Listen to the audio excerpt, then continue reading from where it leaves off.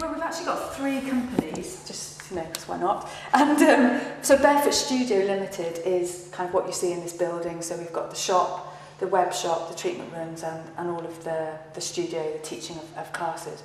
But we also have an import company, which is called Barefoot Trading Limited, and we import Nordic walking poles, XL Nordic walking poles, and we're the UK distributor for those. So we actually sell those through a network of stores that we've set up in the UK. So we sell them on to other sports stores. And we also import and distribute a German ergonomic chair, which is really good for your spine, called the Swapper. So we run that company.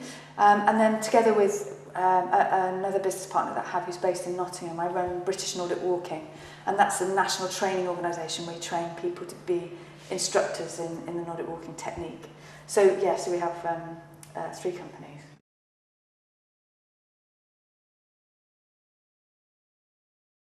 I do think you have to have something that gives you a clear focus, and you have to have a view to the future. I think even to where you want to be when you're deciding to end your business, we very much came in with an exit plan. I think that's really important, whether that means I want to build up my business for 5 years then sell it, or they want to build up my business for 5 years then franchise it, or I want to keep it at this same size and I just want to wind it down at the end.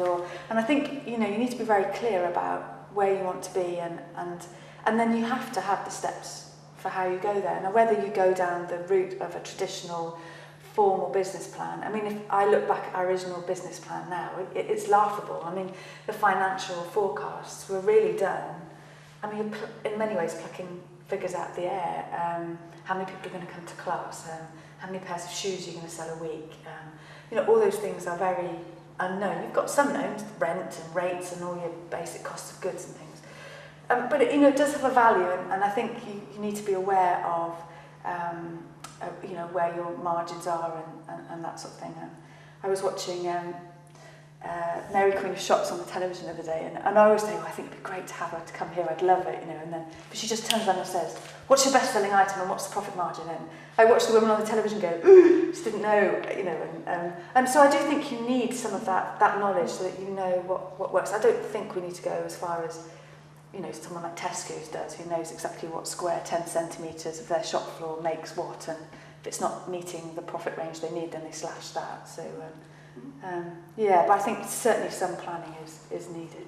One of the challenges in a sportswear store is that we order our clothes a year in advance. So now this summer, a couple of months ago, we were ordering the clothes for summer 2011.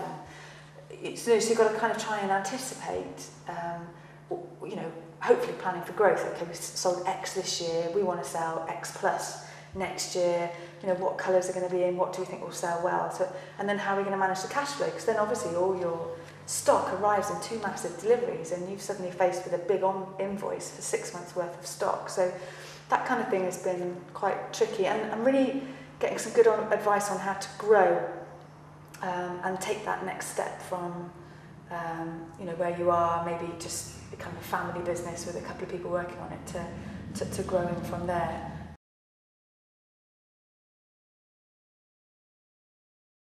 I mean, when we started, Paul and I both have a background in working in local government and in the voluntary sector. So we were both managers. Paul were in social services, and I worked both in the voluntary sector and within policy within the council. So we were both used to managing quite large budgets. We were both used to employing staff, but we were also both used to an awful lot of red tape. It's not exactly the speediest environment to work in, and which used to frustrate me beyond, actually.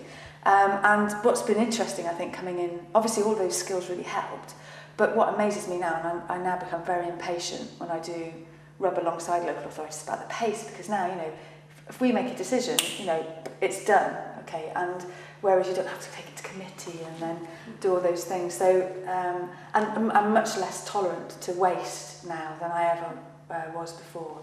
I want to get the cost down to an absolute minimum, because obviously then that affects your profits, and so all those sorts of things became more important. We also did have a business advisor.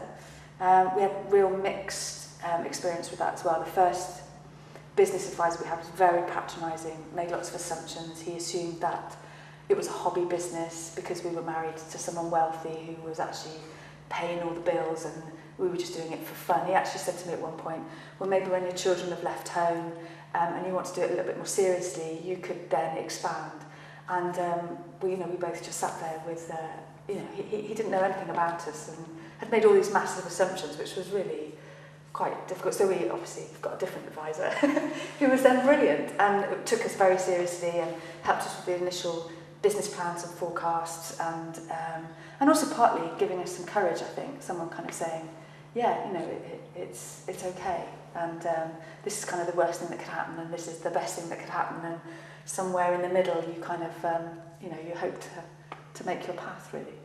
It's really important to have quite a lot of support around you. I think, people who can kind of, not necessarily around the business support, but other people who you can kind of turn to either to let off steam.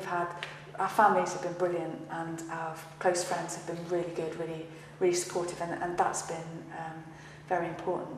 I think networking with other women helps a lot, because it's good to have, because you've got to believe in yourself, you've got to believe in your model of business, you've got to be really passionate about it. And I think for me it's been really useful being in business with another person. I think doing that all on my own, I would find quite hard to remain motivated, and when things are all going wrong, as they do at times,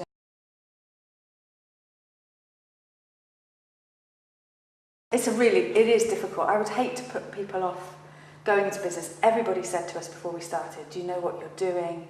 Your life will never be your own. And I've given some advice and mentoring to people who've gone into business recently, and I've said exactly the same thing, and they look back at me with exactly what I did to others, with that little optimistic glow in their face of going, oh no, it'll be different for me. I don't think it'll be that bad, and it is. I'm twice as bad. And when you first start working, certainly for the first 3 years, it's, if I ever worked out my hourly rate of pay, I would probably, just go down the end of my duvet and never resurface, because you work more hours than ever before, and for very little reward initially, and that's tough. And I think the answer to that is you've got to be passionate about what you do, and you've got to enjoy what you do.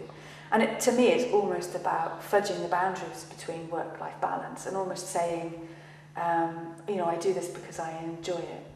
Sometimes I'm outside and I'm teaching Nordic walking, or I'm teaching Pilates, and we're laughing as a group, and I'm seeing people grow and develop, and I smile to myself and I think, this isn't work, this is great, this is really good fun. And so I think if you can bring an element of fun into what you're doing on a day-to-day basis, then that can help make it feel less like it's taken from you the whole time. But having said that, it is really important that you do build in actual genuine time away from the business.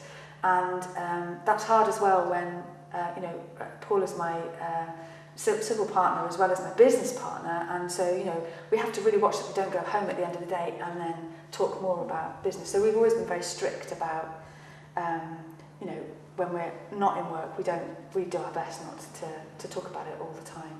And I've got a friend who lives in Spain, and she is a Nordic walking instructor, and her partner is also quite business-minded, and we basically asked them to come over and live in our house for a couple of weeks, and basically it was like a bit of a life swap. So while we went off on the first week on a business trip, and then on the second week on holiday, they came over and they ran Barefoot Studio for us, while we were away.